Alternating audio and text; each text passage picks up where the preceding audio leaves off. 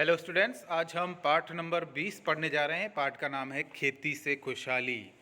शुरुआत में एक लेटर है, उसमें जो व्यक्ति है जिसका नाम है छगनाराम, वो अपने मामा जी को लिख रहा है। जैसे कि लेटर सबसे पहले अभिवादन करते हैं सामने वाले का, तो वो लिख रहा है कि आदरणीय मामा जी, आपको सादर प्रणाम है। हम सब यहाँ पर खुश हैं, आप भी वहाँ पर कुशल मंगल होंगे। क्योंकि वो किसान है तो वो बोल रहा है कि हमारे यहाँ अच्छी बरसात इस बार हुई है और पीपल वाले खेत में ट्रैक्टर से बुवाई करके वहाँ पर मूंग और मोठ बो दिए हैं। और इसके बीज हम कहाँ से लाए, तो पिछले साल जो उगे थे उसमें से कुछ बीज बच के रह गए हैं, तो वो हमने उगा दिए हैं। और बाद में वो बता रहे हैं कि उसके अलावा उन्होंने बाजरा, तिल, ग्वार वगैरह भी अलग अलग खेतों में बोए हैं और फसल अभी अच्छी दिख रही है। और खेतों में हमने उसकी सुरक्षा के लिए, पशुओं वगैरह की से सुरक्षा के लिए बीजू का भी खड़ा कर दिया है। बीजू का क्या होता है कि आपने गाँव में खेतों में देखा होगा कि एक लकड़ी जैसा, लकड़ी पे कपड़े वगैरह पहना देते हैं, मटकी वगैरह रख देते हैं, या आदमी जैसा एक बना देते हैं जो दूर से दिखता है कि आदमी है खड़ा है, लेकिन एक्चुअल में वो मटकी या लकड़ी या उससे बना हुआ एक ढांचा होता है, उसको बिजूका बोलते हैं। तो पशु पक्षी क्या होते हैं, उससे डर जाते हैं कि कोई आदमी खड़ा है, तो वो उस फसल को खराब नहीं करते हैं। ठीक है ना। तो ये सब अपनी कहने का मतलब है कि वो जो अपने मामा जी को लेटर लिख रहा है और अपनी फसल के बारे में उनको बता रहा है और उनका हालचाल भी पूछ रहा है, और उनको फसल कटने पर अपने यहाँ पर पधारने के लिए इनवाइट भी कर रहा है कि आप फसल कटे उस समय यहाँ पर आना। ठीक है ना। तो इस तरह से इस पाठ के अंदर हम खेती और पशुपालन के बारे में हम पढ़ेंगे, जो कि इसमें हमको बताया गया है। ठीक है ना। और इसमें बताया गया है कि हम जो हैं, किसान जो हैं, अपने खेतों में काम करता है तो अलग अलग तरह के खेती के औजारों का प्रयोग वो करता है। ये देखिए अगले चित्र में आपको बता रखा है, एक में ट्रैक्टर का उपयोग कर रहा है, एक में हल का उपयोग कर रहा है, हाथों से भी काम कर रहा है, पाइप से जो है उसकी सिंचाई भी कर रहा है। ठीक है ना। और छगनाराम की बात हो रही है तो उसने ट्रैक्टर से अपने खेत के अंदर बीज बोए थे, और कई जगहों पर पशुओं का भी काम में लिया जाता है। पुराने टाइम में ज़्यादातर आपको पता होगा कि खेती में पशुओं का उपयोग किया जाता है, लेकिन आजकल मशीनों का उपयोग ज़्यादा होने लग गया है। ठीक है ना। अगले चित्र में देखो, पुराने समय में ऊँट का प्रयोग हो रहा है, बैल का प्रयोग हो रहा है। तो कहने का मतलब है कि आज तो मशीनी युग हो गया है, आधुनिक युग हो गया है। ऊर्जा के ऊर्जा का विकास हो गया, मतलब बिजली वगैरह का ज़्यादा विकास हो गया। पुराने टाइम में ये सारे संसाधन नहीं थे, तो लोग पशुओं से या हाथों से काम ज़्यादा करते थे। ठीक है ना। अब अगला पॉइंट जो हमको इस पार्ट में दे रखा है, खाद और कीटनाशक। तो आपको पता है कि किसान लोग जो हैं अपनी फसल को कीटों से बचाने के लिए या ख़राब होने से बचाने के लिए और अच्छी फसल प्राप्त करने के लिए, ज़्यादा फसल प्राप्त करने के लिए क्या करते हैं, खाद का उपयोग करते हैं। खाद कैसे बनता है, तो पुराने टाइम में क्या होता था कि वो पशुओं को पालते थे, अपने घर में गाय भैंस वगैरह पालते थे, तो उनका जो गोबर हुआ करता था उसको किसी एक जगह पर, निश्चित जगह पर ले जाकर इकट्ठा कर देते थे, और वो इकट्ठा हो जाता था तो वो बहुत समय तक पड़ा रहता था। तो वो क्या होता था, धीरे धीरे वो सड़ने लगता था, और धीरे धीरे वो क्या, बहुत लंबा टाइम बीतता था, तो फिर वो एक खाद के रूप में बदल जाता था। और फिर वो क्या करते थे कि उस खाद को इकट्ठा करके अपनी खेत में बिखेर देते थे या उसको डाल देते थे, तो जिससे क्या होता था कि उनकी फसल अच्छी होती थी और उस जो धरती है उसकी उर्वरा क्षमता भी बढ़ जाती थी। ठीक है ना। लेकिन आजकल क्या हो गया है कि आजकल किसान लोग क्या करने लग गए कि आजकल वो गोबर, क्योंकि गोबर का और उसका प्रयोग नहीं करते, और आजकल क्या करते हैं, वो मार्केट से बना बनाया जो खाद आता है, फैक्ट्रियों में बना हुआ, जो जहरीले केमिकल से बना हुआ होता है फैक्ट्रियों के अंदर, उसका प्रयोग ज़्यादा करते हैं, जैसे यूरिया, डीएपी। तो उसका उपयोग करते हैं, उस समय तो फसल ठीक हो जाती है, लेकिन उसका असर धीरे धीरे हमको देखने को मिलता है। तो कैसे देखने को मिलता है कि धीरे धीरे उस जो ज़मीन है वहाँ की, उस खेत की जो मिट्टी है, उसकी जो उर्वरा क्षमता है, जो कि फसल ज़्यादा उत्पादन करने में सहायता करती है, वो उर्वरा क्षमता धीरे धीरे क्या हो जाती है, कम हो जाती है। फिर उसके बाद उससे जो हानिकारक जो प्रभाव पड़ता है किसानों पर, तो उनको बहुत सारे चमड़ी के रोग हो जाते हैं उस यूरिया और इसके इस्तेमाल के कारण से। पेट के रोग हो जाते हैं, सिर दर्द, बेचैनी, ये सारे रोग हो जाते हैं। और उससे जो फसल बनती है, वापस फसल जो उगती है, तो उसमें भी उसका असर दिखने को मिलता है। वो फसल भी उतनी ज़्यादा पोषक पदार्थों वाली हमारे पे नहीं होती, उससे भी हमारे शरीर में बहुत सारी बीमारियां वगैरह होती है। तो कहने का मतलब ये है कि हमें ज़्यादा से ज़्यादा यूरिया, डीएपी मतलब रासायनिक खादों का उपयोग नहीं करना चाहिए।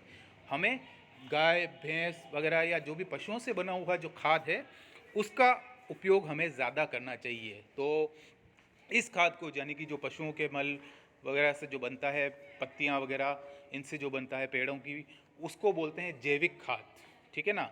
और वो जो केमिकल वाला खाद होता है उसको बोलते हैं अजैविक खाद। तो हमें जैविक खाद का उपयोग ज़्यादा से ज़्यादा करना चाहिए। जैविक खाद को हम देशी खाद भी बोल सकते हैं, ठीक है ना।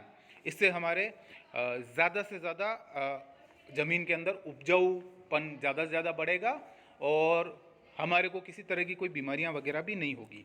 चलिए, अगर हम बात करें कि हम खाद कैसे बना सकते हैं, तो आपके घर पर या विद्यालय में एक गड्ढा खोद सकते हो और उसमें विद्यालय में या आपके घर के आसपास में जो भी पेड़ पौधे होते हैं, उनकी जो पत्तियां होती है वो गिर जाती है, ठीक है ना, या उनकी टहनियाँ वगैरह जो भी गिर जाती है, या फिर आप भोजन वगैरह करते हैं और जो भी बच जाता है भाग, जैसे कि सब्जियों का कई छिलके बच जाते हैं, फलों के छिलके बच जाते हैं, ठीक है ना, उन सबको उस गड्ढे के अंदर इकट्ठे करते रहो और टाइम टाइम पर उसके अंदर, एक ही दिन नहीं मतलब लंबे समय तक, हर 2-4 दिन में थोड़ा थोड़ा पानी उसके अंदर, उस गड्ढे के अंदर डालते रहो। फिर एक दिन आपको कहीं से मिले तो इधर उधर से पशुओं का जो गोबर होता है वो भी उसके अंदर डाल दो। कुछ दिनों बाद क्या होगा कि वो गोबर, पत्तियाँ, फल फूल वगैरह जो भी अपने उसके अंदर डाला है वो धीरे धीरे सड़ना शुरू हो जाएगा। और जब सड़ना शुरू हो जाएगा तो लंबे समय तक उसको ऐसे रहने दो। तो 6 महीने 5 महीने बाद आप जब देखेंगे तो वो बिल्कुल सड़ जाएगा, काला काला हो जाएगा और वो एक तरह से खाद में बदल जाएगा। फिर उस खाद को आप क्या कर सकते हो, उस खाद को आप पेड़ पौधों को, गमलों में आपके जो भी छोटे मोटे पेड़ पौधे लगा रखे हैं उसमें आप डालेंगे तो वो जो पेड़ पौधा होगा वो ज़्यादा बहुत अच्छी तरह से उगेगा। और खेतों में भी अगर अपन डालेंगे इस तरह का खाद, जैविक खाद बोलते हैं इसको, तो फसल बहुत ज़्यादा अच्छी होगी। तो हमें क्या करना है, ज़्यादा से ज़्यादा हमें जैविक खाद का उपयोग करना चाहिए। रासायनिक खाद, क्योंकि उसमें केमिकल होता है, वो हमारे शरीर के लिए और हमारी ज़मीन के लिए, दोनों के लिए बहुत ही ज़्यादा नुकसानदायक होता है। इसलिए हमें जैविक खाद का उपयोग करना चाहिए, अजैविक खाद का या रासायनिक खाद का उपयोग नहीं करना चाहिए, ठीक है ना। इसके बाद हमने जैविक खाद कैसे बनाते हैं इसके बारे में भी पढ़ लिया। आगे हम पढ़ रहे हैं कि किसान लोग क्या करते हैं। चलो, अनाज तो उपज गया, उपजने के बाद उसको निकाल लेते हैं, उसके बाद वो क्या करते हैं उस अनाज को, उसके बाद वो उसका भंडारण करते हैं, ठीक है ना। तो किसान फसल की कटाई कर लेता है और फिर अब उसको सुरक्षित कहाँ रखेगा, कैसे रखेगा, उसकी चिंता होती है।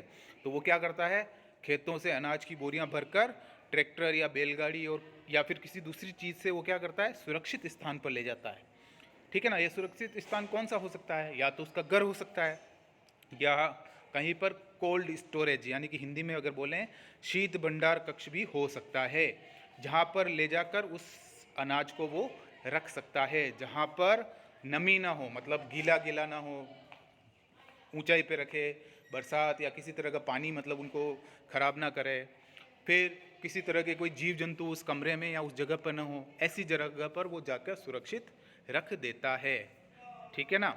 और पहले भंडारण के लिए क्या करते थे, पुराने टाइम में लोग क्या करते थे कि कागज़ की लुगदी, मतलब कागज़ को गीला करके उसको बिल्कुल लुगदी जैसा बना देते थे और उससे बड़े बड़े बर्तन बनाते थे और उसमें उस अनाज को डाल देते थे और उसके अंदर कुछ नीम की पत्तियां डाल देते थे, जिससे क्या होता, और फिर उसको ऊपर से पैक कर देते थे। तो क्या होता था कि उस नीम की पत्तियों की वजह से वो अनाज ज़्यादातर ख़राब नहीं होता था और ये जो कागज़ की लुगदी वाला जो ये बनाया, इससे उसके अंदर किसी तरह का कोई जीव वगैरह भी अंदर नहीं होता था और अनाज जो था साल भर सुरक्षित रहता था।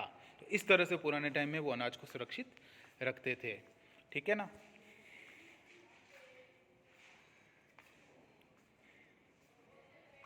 अब हम पढ़ रहे हैं फसल उत्पादन में कमी, ठीक है ना। अभी जैसे अपन ने बात की कि किसान जो होता है वो पशुपालन भी करता है, फसल भी उगाता है, और अगर समय पर बरसात नहीं हो तो उत्पादन अच्छा होगा क्या, नहीं होगा। मतलब जैसे उसने फसल उगाई, बीज उगाया और बाद में बरसात नहीं हुई तो उसकी फसल जो है हो सकती है सूख जाए, खराब हो जाए। तो कई बार बरसात नहीं होती है, या कई बार क्या होता है कि बरसात बहुत ज़्यादा हो जाती थी, इतनी ज़्यादा बरसात की आवश्यकता नहीं है, और वो जो बीज उगाए हैं वो बरसात ज़्यादा होने की वजह से भी ख़राब हो जाते हैं। तो इसकी वजह से उसकी कई बार फसलें ख़राब हो जाती, कई बार जब पकने की बारी आती है उस समय बहुत तेज़ बरसात आ जाती है, उसकी वजह से भी फसल ख़राब हो जाती है। इससे किसानों की जो आमदनी है, मतलब उसका जो पैसा है वो उनको नहीं मिल पाता, उसकी आमदनी पर असर पड़ता है। कई बार क्या होता है कि बरसात की वजह से तो नहीं, लेकिन कई बार फसल को कोई किसी तरह की बीमारी लग जाती है, ठीक है ना, उससे भी फसल ख़राब हो जाती है। और उसकी वजह से क्या होता है कि किसान ने जितना भी बीज पर उसको हल चलाने, हल के लिए ट्रैक्टर वाले को दिए, अलग अलग कामों के लिए जितना उसने पैसा खर्च किया वो वापस उसको मिल नहीं पाता है। इसकी वजह से भारत में या किसी भी जगह पर किसान बहुत ज़्यादा परेशान रहते हैं, ठीक है ना। तो उसको उसने जितना खर्च किया है उतना दाम उसको उस फसल के बदले में नहीं मिल पाता है, ठीक है ना। फिर अगर हम बात करें तो शुरुआत में जो है मनुष्य जो है, आपको पता है कि खेती करता था, और खेती के साथ साथ उसको खेती के कामों के लिए और दूसरे कामों के लिए, दूध वगैरह और दूसरे कामों के लिए उसको क्या किसकी ज़रूरत थी, पशुओं की ज़रूरत थी। तो उसने पशुपालन करना शुरू किया, पशुओं को पालना शुरू किया। उसके द्वारा मनुष्य को भोजन के लिए, सवारी के लिए, खेतीबाड़ी के लिए, सब कामों में उपयोग करता था वो। और अब वो पशु कहाँ से खरीद के लाता था, तो शुरुआत में उस समय गाँवों में और अलग अलग जगहों पर क्या लगते थे, पशु मेले लगते थे, जहाँ पर जिसके पास ज़्यादा पशु होते थे वो अपने पशु लेकर वहाँ पर आता था, और जिसको भी पशुओं की आवश्यकता होती थी तो वो उस मेले में जाता था और अपनी खरीद फरोख्त, पशुओं की खरीद फरोख्त वगैरह करते थे। और अलग अलग पशु मेले इस तरह से भारत में, राजस्थान में अलग अलग पशु मेले वगैरह भी लगते हैं, ठीक है ना। इसके अलावा और बहुत सारे ऐसे त्यौहार हैं जो किसान लोग जो हैं वो मनाते हैं फसल पकने के अवसर पर। जैसे उदाहरण के लिए बात करें ओणम त्यौहार, ओणम नाम के त्यौहार को आपने सुना होगा। ये त्यौहार है ना, जब मनाया जाता है, चाय, अदरक, इलायची, काली मिर्च और धान की फसल जब पक जाती है तो उसकी खुशी में, और उस समय क्या होता है जब पकती है उस समय ऋतु जो है, मौसम भी बहुत सुहावना होता है, तो उस खुशी के अंदर, उस फसल के पकने के खुशी के अवसर पर ओणम नाम का त्यौहार मनाया जाता है। इसी तरह से तमिलनाडु में मकर संक्रांति पर पोंगल त्यौहार मनाया जाता है। इस समय क्योंकि धान की जो फसल होती है वो पक चुकी होती है और वो काटना किसान शुरू कर देते हैं। तो कहने का मतलब है किसान जो है फसल पकने का जो समय होता है उसको भी सेलिब्रेट करते हैं, उसको भी अच्छी तरह से मनाते हैं। और जो मैंने आपको बताया कि पशुओं को भी अलग अलग जगहों पर खरीदने बेचने के लिए, पशुओं के लिए भी अलग अलग तरह के मेले लगते हैं। जैसे उदाहरण के लिए अपन राजस्थान में बात करें तो कार्तिक पूर्णिमा के अवसर पर पुष्कर, पुष्कर यानी कि अजमेर के अंदर हमारे यहाँ एक पशु मेला लगता है। ऐसे ही भारत में अलग अलग जगहों पर अलग अलग तरह के मेले लगते हैं, ठीक है ना। इसके बाद आपको कुछ एक सारणी दे रखी है, देखो जैसे फर्स्ट लिखा हुआ है पशु का नाम गाय। अब गाय से क्या लाभ प्राप्त होता है, तो उससे हमको दूध मिलता है, दही मिलता है, गोबर मिलता है। और उपयोग क्या है कि गाय का, तो खाना और खाद बनाने में, यानी कि उसके गोबर से हम खाद बना सकते हैं, और दूध दही वगैरह जो मिलता है उससे हम भोजन बना सकते हैं। ऐसे ही आपको पूरी सारणी करनी है कि भैंस से, बकरी से, भेड़, ऊंट, घोड़ा, इन सब से क्या प्राप्त होता है, क्या लाभ प्राप्त होता है, और उसका उपयोग हम किस में करते हैं। इस सारणी को आपको पूरा करना है।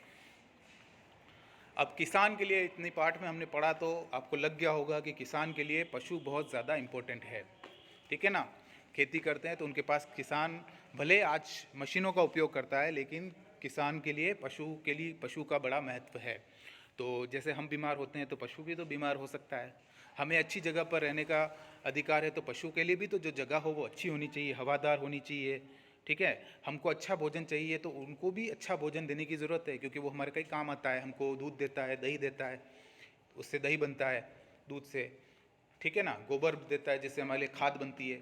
तो पशु के लिए भी हमें अच्छा आवास रखना होगा, हवादार, साफ़ सुथरा। ऐसे नहीं कि गंदगी वाला कमरा है उसमें उसको डाल दिया, बाहर खुले में डाल दिया, धूप है, बरसात है, उसको बाहर बांध दिया। हमें पशु के लिए भी अच्छा स्वच्छ हवादार कमरा देना चाहिए। आवास का मतलब कमरा या उसको रखने की जगह होनी चाहिए। इसके अलावा भी उसको भी अच्छा, उचित या और अच्छा पौष्टिक आहार, यानी कि अच्छी घास वगैरह उसको हर समय पर देनी चाहिए। हम बीमार होते हैं तो हम हॉस्पिटल जाते हैं, डॉक्टर से दवाई वगैरह लेके आते हैं, तो पशु भी तो बीमार हो सकता है। हम तो बोल के कह सकते हैं कि हम बीमार हो गए, लेकिन पशु बेचारा बोल नहीं सकता है, उसका हमें ध्यान रखना है। वो अगर बीमार हो जाता है तो उसकी कार्य क्षमता पर प्रभाव पड़ता है, यानी कि फिर वो उतना दूध नहीं देगा, या फिर बैल है तो उतना वो खेती में काम नहीं दे पाएगा। तो हमें इस कारण से नहीं कि वो हमारे लिए कमज़ोर हो गया है, हमको हमारे काम नहीं आ रहा है, हमें मानवता के नाते हमें उसका भी इलाज सही समय पर ठीक ढंग से करना चाहिए। पशुओं में भी बहुत सारी बीमारियां हो सकती है, ऐसा नहीं कि पशु है इसका क्या है, बीमार है तो चलेगा, नहीं, पशु है तो उसका भी स्वास्थ्य हमें ठीक रखना है। वो हमारे लिए इतना काम आ रहा है तो हमारी भी जिम्मेदारी है कि हम उसके लिए उसकी स्वास्थ्य के प्रति जागरूक रहें, उसके स्वास्थ्य को देखें। उसमें भी बहुत तरह की बीमारियां होती है, जैसे मुंह पका, खुर पका, थनेला, इस तरह की बहुत सारी बीमारियां होती है। तो हमें उनको भी डॉक्टर के पास ले जाना, इलाज करवाना, ये सारा करना उनका चाहिए। अपने राजस्थान में तो सरकार ने अपना इलाज तो आपको पता ही है कि फ्री कर रखा है, खाली एक सरकारी हॉस्पिटल में जाना पड़ता है, 5 रुपये की रसीद कटवानी पड़ती है और हमारा इलाज फ्री है। ऐसे ही राजस्थान के अंदर हमारे पशुओं के लिए भी सरकार ने इलाज फ्री करके रखा हुआ है, तो उनका भी इलाज हमें करवाना समय पर चाहिए। फिर इसके बाद देखो गौशाला होती है, आपने देखा होगा कि सरकारी, जहाँ पर बहुत सारी गायों को रखा जाता है, सरकारी गौशाला भी होती है और प्राइवेट कुछ लोगों की गौशाला भी होती है, जहाँ पर बहुत तरह के अलग अलग तरह के गाय वगैरह को गौशाला गाय रखी जाती है। बाकी अलग पशुओं के लिए भी अलग अलग तरह की इस तरह का गौशाला होती है, जहाँ पर गायों वगैरह को रखा जाता है, ठीक है ना। अब अपन को एक खास चीज़ ध्यान रखनी है। आजकल अपन क्या देखते हैं कि अपने घर के आसपास और इधर आसपास अपन देखते हैं गाय वगैरह जो है इधर उधर घूमती रहती है, ठीक है, और इधर उधर घूमती रहती है, वो छोड़ देते हैं, उनके मालिक जो होते हैं उनको छोड़ देते हैं। और वो जो गाय वगैरह है, तो आप देखते होंगे कि अपने आजकल अपन क्या प्लास्टिक का उपयोग बहुत ज़्यादा करते हैं, प्लास्टिक की थैलियाँ वगैरह का उपयोग बहुत ज़्यादा करते हैं। तो उसको अपन क्या करते हैं कि कचरे में और इधर उधर डाल देते हैं। कई बार जैसे उदाहरण के लिए सब्जी वगैरह का जो बचा हुआ भाग है, पत्ते वगैरह हैं, अपन उसको थैली में भरकर इधर उधर कूड़ेदान में या इधर बाहर कहीं डाल देते हैं। फिर क्या करते हैं कि वो गाय जो होती है उस भोजन को लेने के चक्कर में उस थैली को भी खा जाती है, ठीक है ना। या फिर कचरादान होता है तो वो भोजन ढूंढती रहती है और उस भोजन के साथ साथ में वहाँ जो थैलियाँ पड़ी होती है आसपास, वो भी उसके पेट में चली जाती है, ठीक है ना। तो जब वो खा लेता है तो वो पेट में जाकर, अब थैली ख़त्म तो होती नहीं है, आपको पता है कि ज़मीन में अगर पड़ी रहेगी तब भी 200-400 साल तक कहते हैं कि वो ख़त्म नहीं होती ज़मीन में भी। तो पशु के अंदर जाएगी तो कहाँ से ख़त्म होगी। तो वो पशु के अंदर जा के क्या होती थी, वो जमती जाती है और फिर उसकी जो अंदर की आंतें वगैरह होती है, पूरे शरीर के अंदर जो भी आंतें वगैरह होती है उसको जाम कर देती है, ठीक है ना। और आंतें जब जाम हो जाती है तो थोड़े टाइम बाद धीरे धीरे क्या हो जाती है, उनका स्वास्थ्य खराब होने लगता है, उनके खाने पीने का समस्या होने लगती है, उनका शरीर खराब होता है और लास्ट में क्या होता है, वो गाय वगैरह मर जाती है। तो हमें क्या करना चाहिए, नंबर 1, हमें तो थैलियों का उपयोग ही नहीं करना चाहिए। थैलियाँ हमारे राजस्थान में प्रतिबंधित है, ठीक है ना। हमें कोई सामान लेने जाना है तो हमें कपड़े का थैला लेके जाना चाहिए, और कोई ऐसी चीज़ है जो कागज़ के थैले में आ सकती है तो हमें उसका उपयोग करना चाहिए, ठीक है ना। और थैली इधर उधर हमें, हमारे पास अगर थैलियाँ है भी तब भी उसको इधर उधर हमें फेंकना नहीं चाहिए, ताकि हमारे जानवर जो हैं वो सुरक्षित रह सकें, ठीक है ना। ठीक है, पशु क्या उपयोग में लेते हैं हम, तो जैसे दुधारू पशु होते हैं जो दूध देने वाले होते हैं, उनको पालते हैं और उसको बेचकर अपना व्यवसाय करते हैं। डेयरी व्यवसाय चलता है, डेयरी आपने देखी होगी कि दूध से बनी हुई चीज़ें वहाँ पर मिलती है, इनका उपयोग करते हैं हम। फिर घोड़े पालने वाले भी होते हैं जो घोड़े का व्यवसाय करते हैं, जैसे तांगा चलाना, घुड़दौड़ में भाग लेना, खेलों के लिए घोड़े उपलब्ध कराना, शादी में दूल्हे दुल्हन के लिए घोड़े उपलब्ध कराना। तो कहने का मतलब है कि अलग अलग तरह के जो पशु होते हैं उनको अलग अलग कामों में लिया जाता है, ठीक है।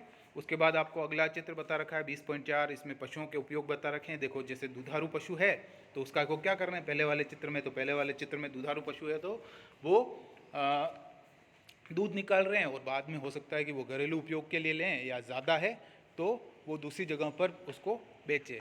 अगला चित्र आपको पोलो खेलते हुए दिख रहा है, इसमें घोड़े का उपयोग हो रहा है, और ऐसे बहुत सारे गेम्स वगैरह हैं जैसे घुड़दौड़ वगैरह है जिसमें घोड़ों का उपयोग होता है। ऐसे ही हाथी का पोलो भी होता है, और दूसरे जो जानवर हैं ऊँट से भी होता है, गेम्स होते हैं। तो अलग अलग पशुओं से अलग अलग तरह के उपयोग लिए जाते हैं, ठीक है। उसके बाद मैंने आपको बता ही दिया कि इस पाठ से हमने क्या सीखा। तो खेतों में पशुओं से बुआई, ट्रैक्टर से जुताई, थ्रेसर से अनाज निकालते हैं। मतलब कहने का मतलब है पुराने टाइम में तो मशीनों का उपयोग नहीं करते थे, क्योंकि ऊर्जा के संसाधन इतने उपलब्ध नहीं थे। तो ऊर्जा के साधन के रूप में पशु को मानते थे और पशुओं का उपयोग ज़्यादा करते थे। और धीरे धीरे अब जो है ट्रैक्टर, थ्रेसर, बिजली से चलने वाली मशीनों का उपयोग ज़्यादा होने लग गया है। ये इस पार्ट में हमने पढ़ा। इसके अलावा हमने पढ़ा कि पशुओं से हमको अलग अलग तरह के उत्पाद प्राप्त होते हैं, जैसे उदाहरण के लिए दूध है, दही है, गोबर है, चमड़ा है, ये सब प्राप्त होते हैं। और ठीक है ना, उसके बाद ये कुछ क्वेश्चन आंसर दे रखे हैं, ये मैं आपको भेजूँगा और आपको करने हैं और याद भी करना है। ठीक है,